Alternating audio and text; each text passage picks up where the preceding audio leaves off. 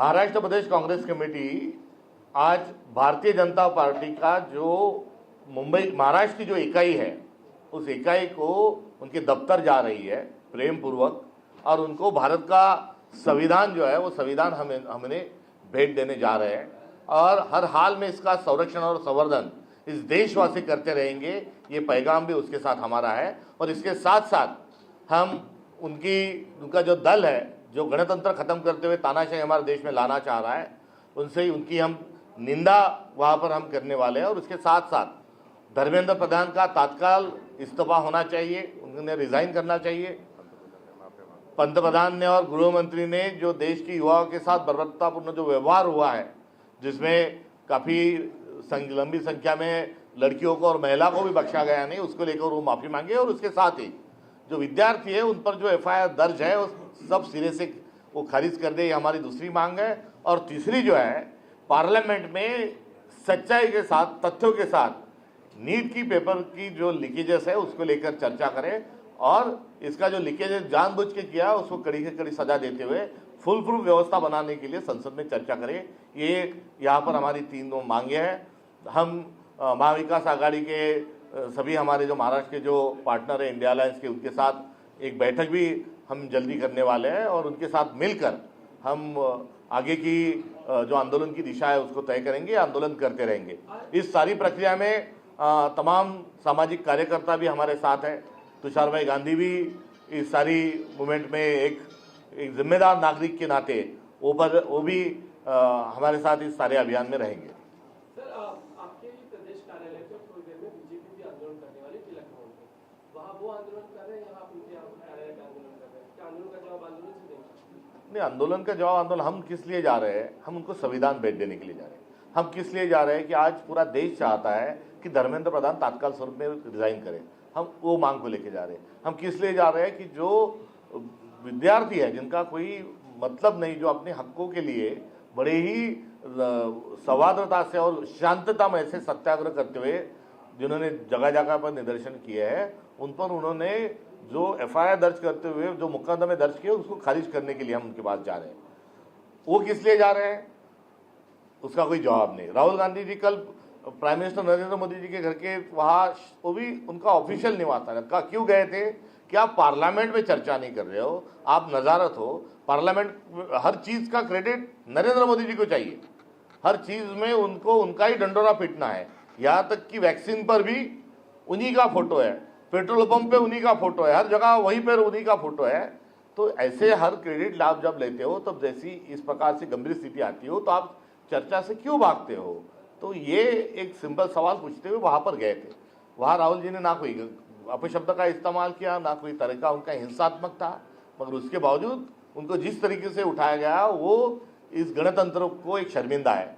अटल बिहारी वाजपेयी जी का जो एक वाक्य है, मैं पूरे भाजपाई को मैं सुनाना चाहूँगा, जो तिलक भवन पे हमारे मोर्चा लेके जो आ रहे हैं, मैं उनको भी ये पैगाम वहाँ पर देना चाहूँगा कि अटल बिहारी वाजपेयी जी कहते थे कि छोटे दिल कोई बड़ा नहीं होता और टूटे दिल कोई खड़ा नहीं होता। आज मोदी जी जो है छोटे दिल के भी नज़र आ रहे हैं और टूटे दिल के भी नज़र आ रहे हैं। तो हमारा नहीं सुनते हो ठीक है, मगर अटल जी का तो सुनो, ये भी हमारा पैगाम रहेगा। और हम उनके यहाँ जो जा रहे हैं वो संविधान भेंट करने के लिए जा रहे हैं, और यदि वो हमारे दफ्तर में आ रहे हैं तो हम उनका स्वागत करेंगे, और हम उनको ये हमारी जो मांगे उनके पास रखते हुए ये संविधान उनके हम सुपुर्द करेंगे। क्या आप खुद जाएंगे प्रदेश कार्यालय? जी हाँ, वो हमारे तमाम साथी, हमारे नेता जो है, हम सारे लोग जो है वहाँ जा रहे हैं। हमारे में जनता में जरूर आक्रोश है, हमारे भीतर भी आक्रोश है, मगर हमारी जो संस्कृति है और सभ्यता है उसी को हम साथ ले जाएंगे। पुलिस जो है हमारे ही पीछे, ऐसा नहीं तो वो विद्यार्थियों के पीछे, सबके पीछे है। हम तो हमेशा से कहते आ रहे थे कि ये सरकार हमसे डरती है, पुलिस को आगे करती है।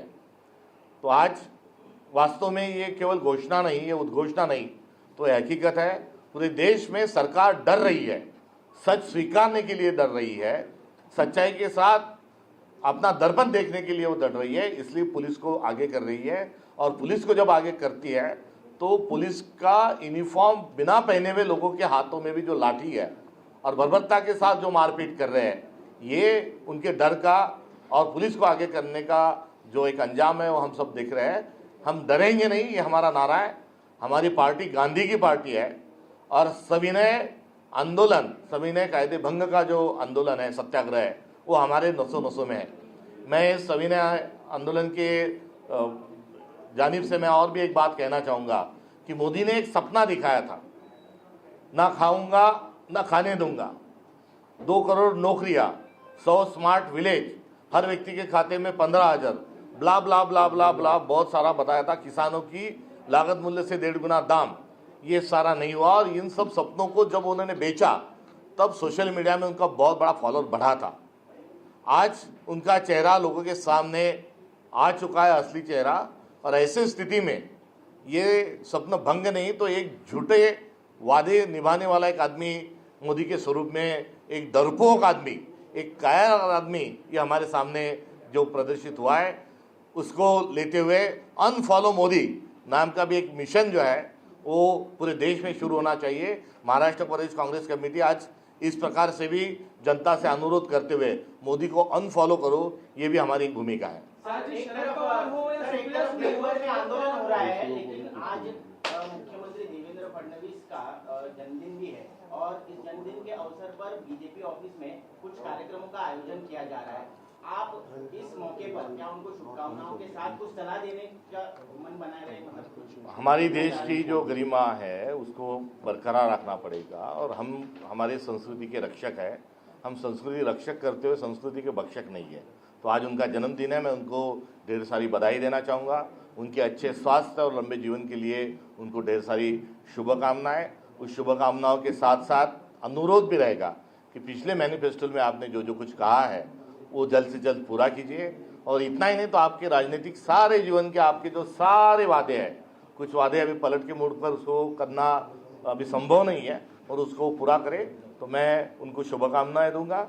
और हम वहाँ जा रहे हैं तो ना हमारा हिंसा का कोई मकसद है, ना हिंसा हमारा तरीका है। हम प्यार मोहब्बत के साथ ही जाएंगे। शरद पवार ने सुप्रीम सुले हो आज जाके प्रधानमंत्री से उन्होंने कार्यालय में मुलाकात की है।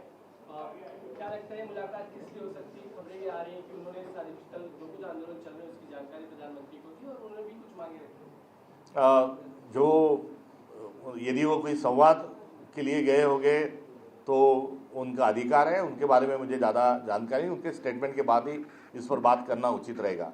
मगर मूलतः सारा जो देश की जो स्थिति है उसके 2 कारण हैं, संवादहीनता और असंवेदनशीलता। ये 2 कारणों के वजह से आज देश का पूरा माहौल बिगड़ा हुआ है। और इसके साथ साथ हम राजनीतिक दल होने के बावजूद, वो देश हमारा भी देश है, उनका भी देश है, वो हमारे भी पंतप्रधान है, मगर उनको पंतप्रधान कहते हुए जो कहीं नीचे देखना पड़ता है वो हमारे देश के इतिहास के लिए ठीक नहीं, आने वाले भविष्य के लिए ठीक नहीं, वर्तमान के लिए भी वो गलत है। उनको नैतिकता को ध्यान में रखते हुए उनको एक अच्छे व्यवहार की हम यहाँ पर उनसे एक उम्मीद करते हैं। मुंबई बंद का ऐलान किया गया है, क्या एमबीए और कांग्रेस भी उसको समर्थन देगा? एमबीए का महाविकास आघाड़ी की बैठक हम जल्दी करने जा रहे हैं। एनसीपी के नेता सुप्रिया ताई और अन्य लोग दिल्ली में है, शिवसेना के भी उद्धव जी और उनके सभी साथी दिल्ली में हैं। वो लौट के आने के बाद हम तुरंत तत्काल मीटिंग करने वाले हैं। बहरहाल वंचित बहुजन आघाड़ी जो कॉल उन्होंने जो दिया है, उन्होंने हमें भी खत लिखा है और उस खत में हमारा भी उस बंद को लेके हमारा उनको सपोर्ट रहेगा। मगर महाविकास आघाड़ी को मिलकर एक लंबे प्लानिंग की आवश्यकता है और उस चर्चा के बाद हम हमारी अगली नीति तय करेंगे। मगर बहरहाल वंचित बहुजन आघाड़ी जो बंद कर रही है, हम उसका स्वागत करते हैं। अगले 12 दिनों तक जमावबंदी रहेगी मुंबई में, 23 जुलाई से लेके अगले महीने तक। नहीं, ये तो सारा तानाशाही की तरफ इस देश को लेके जा रहे। क्यों बंद कर रहे हो आप? क्या कारण है? आप क्यों डरते हो? आप क्यों संवाद नहीं करते हो? क्यों आप लोगों से नहीं मिलते हो? क्यों आपका मंत्री जो है, क्या ऐसी बात है कि 2 जो लोग हैं वो आज प्राइम मिनिस्टर के नाक के बाल बने हुए हैं? आज उन 2 लोगों का कोई कुछ नहीं बिगाड़ सकता। एक अयोध्या में बैठा हुआ चंपत राय और दूसरा जो है धर्मेंद्र प्रधान। ये 2 लोगों का इस्तीफा नहीं हो रहा। ना वो राम मंदिर के विश्वस्त मंडल से बाहर जा रहे, ना ये मंत्रिमंडल से बाहर जा रहे। तो ऐसा इनके पास क्या है कि नरेंद्र मोदी भी इनसे डरते हैं?